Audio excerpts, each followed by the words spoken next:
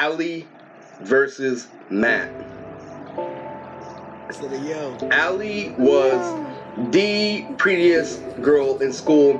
She was everybody's favorite crush. She was the epitome of how you fit in when you're a popular kid, when you don't really need social skills. She was the exact example that looked good and everything were happening for girls. She literally was the best. She had the fast ass. She had really pretty eyes. She had a beauty mark on her cheek. She had brown and blonde hair, and it literally drove me crazy that I wasn't popular and that she was always fucking there. And because she was always in a fucking position, she was hanging out with Elliot, Justin, Matt, and all the cool kids. And Matt was one of them, but he was one of them for the wrong reason. And if you go back to my Max the Chance video, Matt was his best friend, and I've known Matt ever since Boy Scouts. So him and Matt have this big agreement that I am not as funny as I was when I was in Boy Scouts, and that it's better to leave him alone, and that everything's gonna be cool. It's not like we can take him seriously. But there was a big problem with that. It was because I was so funny in Boy Scouts. It was because I was better in an environment that was surrounded by nice people. As aside from junior high and high school, when you're surrounded by assholes, is when we get stupid ass Justin jokes, and we get people like Allie to defend people like Justin because of popularity alone and not really logic, but they back up their logic by gaslighting. So here's how it goes. So Matt keeps on trying to tell me, yo, you're getting that girl with the wrong grade. After my 7th grade reputation of getting rejected, Matt was trying to tell you, we've been dating ever since we've been in elementary school. We're trying to tell you, you're doing it wrong. And so 7th grade, we're riding in one of our parents' cars, and I get rejected, and he's like, dude, just ask Chin out. And if you don't know who Chin is, Chin was a Filipino girl when I was in junior high that had a big crush on me, but I never took advantage of Chin because of just the fact that she was Chin. She was really, really cool. She never really started shit with me, but it was just the fact that she was so offbeat from everyone that I could not notice her for a second. And so literally, so Matt keeps on trying to tell me, just like Arturo, just ask Chin out. And I realized that shit's arranged, and I'm like, nah, that means I didn't get on my own. He's like, you're making things harder than they need to be. All you have to do is ask her out. It's guaranteed she's gonna say yes because I got it from him, but it's like, dude, I thought you're supposed to be confident. I thought you're supposed to be this and that. And so literally, I don't ask Chin out, and literally Matt comes off 7th grade becoming a privileged shinobi while I get the loser's trophy when I'm in 7th grade because I was a big disappointment from them, with them knowing me from growing up. And Allie agrees with them all throughout 7th and 8th grade, and that I was a tryhard and that I couldn't get a girl because who wants to be around someone who's just gonna be hyped off sugar, who's not gonna understand the situation. So here's what happened. So Matt tries to flex on me with this one girl, which I explained a little bit on the video. So here's what happens is this. The 7th grade running gag that I couldn't get a girl, but I can get choosing signals I didn't know what I was doing was prominent. But here's what was going on. So 7th grade, there was this one dance when literally Jay Holiday bed starts being played, and I'm able to slow dance with this one girl, and my face is literally ground deep into her cleavage, and literally like Manetta from My Hero Academia, my face is in the cleavage. Now this is when I'm hella fucking short at the time,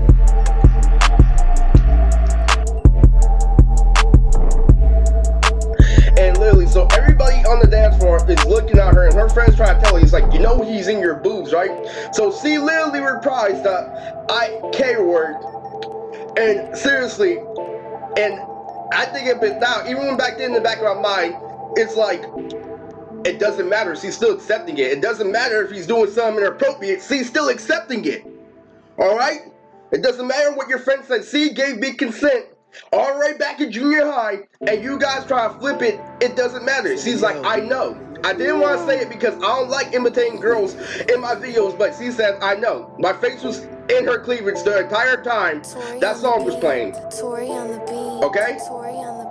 So here's what happens. That same girl ends up going out with Matt, my 8th grade year. And her name is Ashley. And literally, even Big Ben started to make fun of me. I'm like, Ben, I have a crush on this new girl. And her name is Ashley. And he's like, what was that? Her name is Ashy? Ben starts flaming me. No, but Ben starts really flaming me. He's like, oh yeah, so we gotta call him Ashy Boy now. But you know, so what happens is this.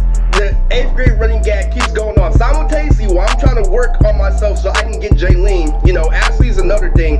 And Allie is literally in the Popular Kids group, and she literally just always views me in disgust, always views me from afar, never, ever, ever has something to say to me unless it's negative. Now, we all know when you get older, you know what that means, but when you're in junior high, you cannot let that pile up. Just like saying me and Arturo are gonna be cool talking shit to each other without making an action. She literally drove past those limits with me every fucking time. Allie fucking treated me like shit, and Matt was literally trying to say, just stop putting yourself in a bad position. You already know you're not popular, you already know you're not this and that. And so he's like, I'm gonna prove this by going out with Ashley, the girl you are desperately trying to go out with. I am gonna go out with her. And you know what? He ends up going out with her. So I see him at lunchtime, I see him, he kind of backs it up for his actions, but it's like, so he flexes on me, he's like, I'm going out with Ashley. This is the same guy that ran like Carl and Jimmy Neutron. This is the same guy I've known from Boy Scouts, and he's literally flexing on me saying, oh, I finally got a relationship with the girl that you've been trying to get. Now I forgot, at this time, I forgot that I did that to Ashley when I was in 7th grade because it's been so long that I was focusing on character improvement. The dance comes along, and I end up backing up my promise. I end up being Gio in the dance. And so here's what happens. So the running gag keeps on going on because I keep on improving on myself, but I still don't have a girlfriend, and they keep on gaslighting me saying that that's gonna be so important.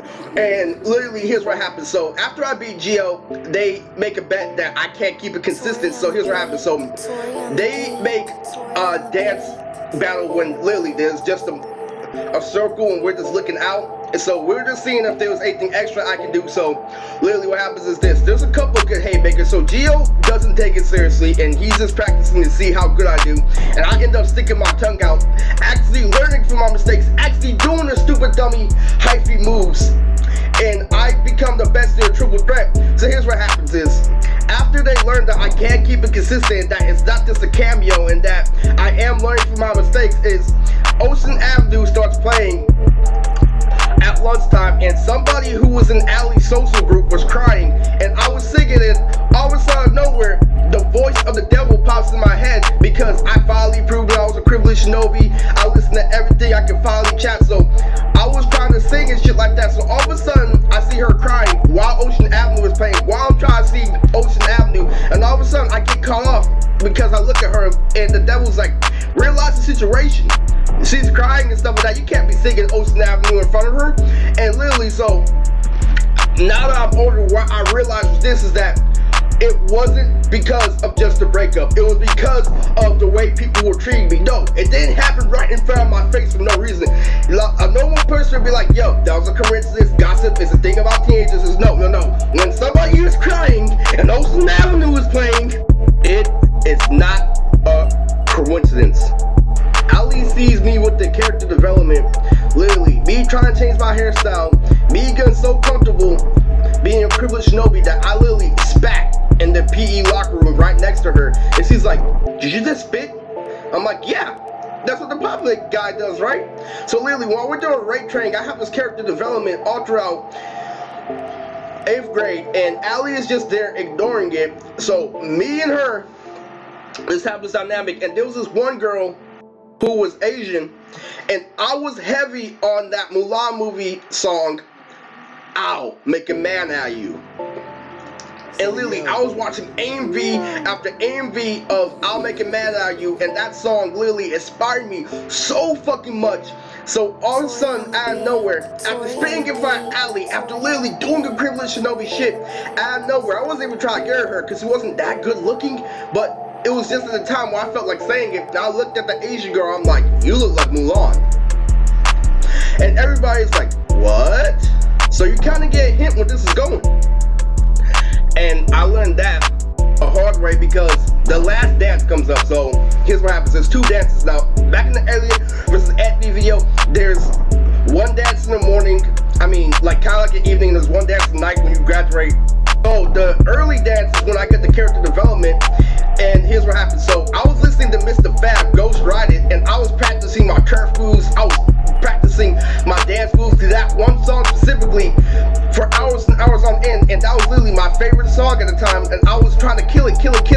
So here's what happened. So we all get a chance to go on stage, and so there was this guy named RJ who came out of nowhere, and I did okay, but I knew I could have done better. All that character development, and I do some moves that are really, really flaky and dumb, you know? So all of a sudden, RJ takes the spotlight and kills that song. And literally does the craziest move that I've seen in school, literally. And made me jealous. I'm like, I tried forever to get better at that song. How was RJ able to be so cool? So it literally infuriated me to a point, like how did he come out of nowhere and kill the song I've been trying to kill for days on end? And that's when I realized it wasn't a coincidence. So I have an autistic habit because I felt so jealous of RJ that I was about to go hop on stage. It's like, no, I can do better, I can dance better. And that proves to them I have autism. So this guy named Fabian, when I try to hop on stage, throws me down. He's like, no. The situation is like, yo, we've seen you dancing every day. We've had enough. You don't have to be on stage just because somebody proving you wrong and your precious Ghost Ride song. And I'm like, no, it's because you played Ghost Ride is why that was a setup. And why?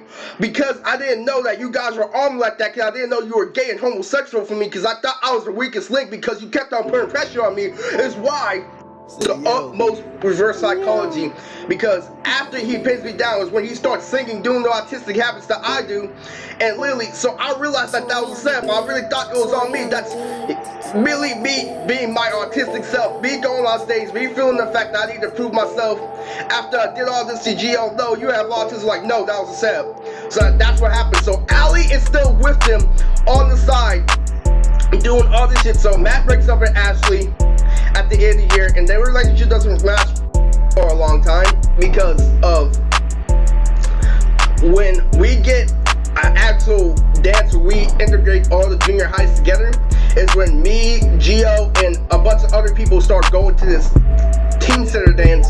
And that is when I'm still equivalent Shinobi, but I have no social acceptance. So Chantel was there. Now, if you don't know who Chantel is, Chantel was Justin's girlfriend in the beginning when I stated Justin the Fallen, that was his girlfriend. When I was dancing with a whole bunch of girls, that was his one.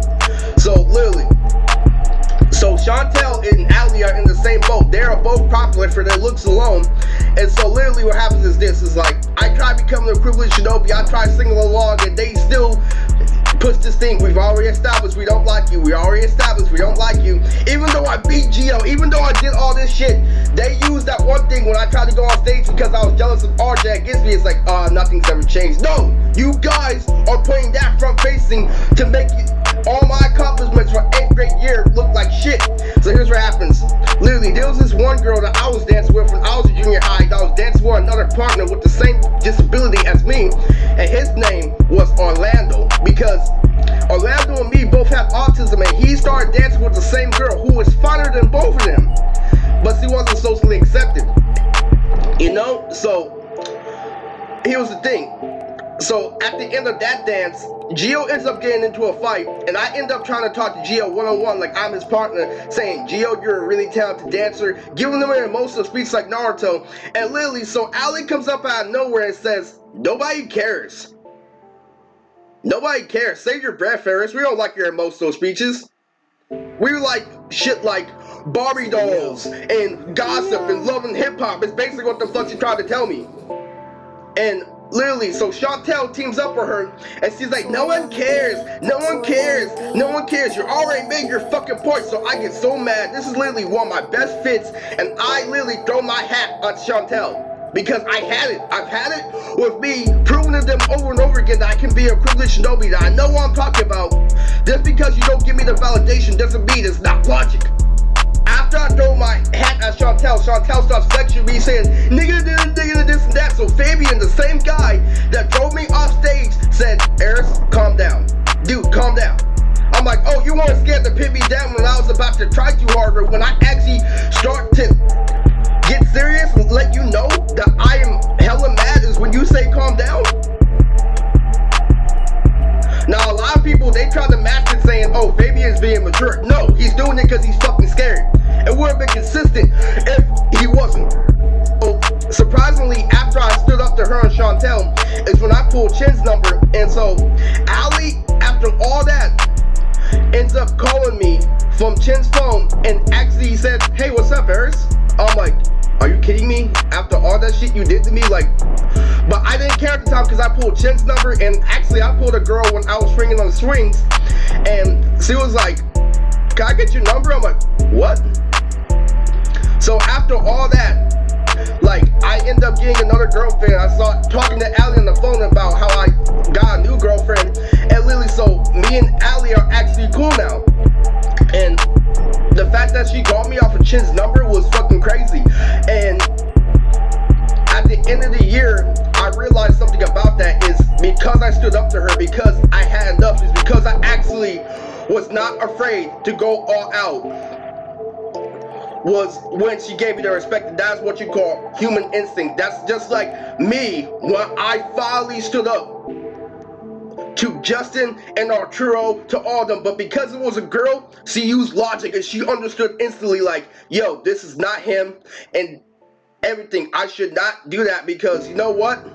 If she would have did that to the wrong person, we already know what would have happened. So yeah, me and Ali make up for it at the end of 8th grade year. So Matt stays the same. Matt, with freshman year, comes along, keeps on flexing on how his football team is so much better than mine, and how literally my team is full of shit, and literally shoving it in my face about how my school sucks when I was supposed to go to the same high school as him because we both went to the same junior high. Ali realized the character development, and Matt treated me the same, so the victory goes to Ali.